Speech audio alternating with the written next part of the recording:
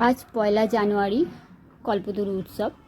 তাই সকালবেলা ঘুম থেকে উঠে ঠাকুরের নিত্য যে পুজো আমি করি সেটা করলাম, করে চলে গিয়েছিলাম বাগানে।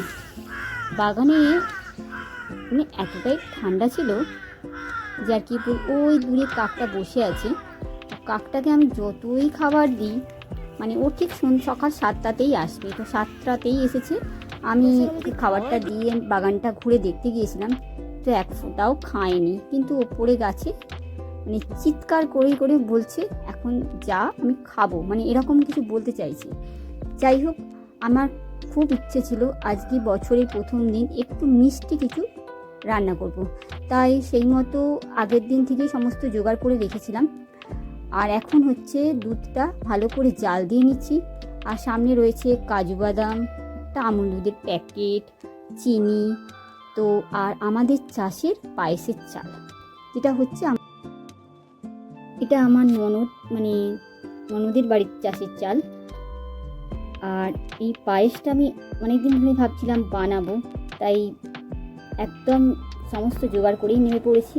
তো আমি দিয়ে দিয়েছি চালটা দেওয়ার পর অনেকক্ষণ ভালো করে ফুটিয়ে তারপর দিয়ে দিয়েছিলাম চিনি দেওয়ার পর একটু মিল্ক পাউডার গরম জলে গুলে আমি দিয়ে দিয়েছিলাম।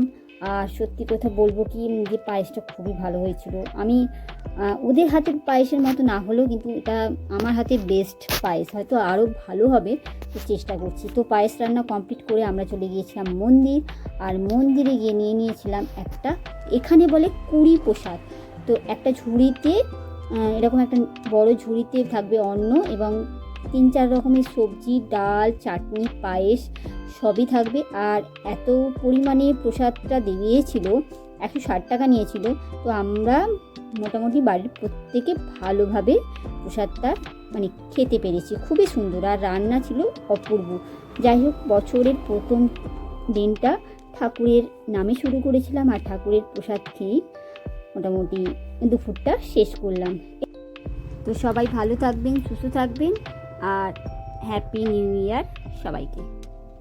টাটা।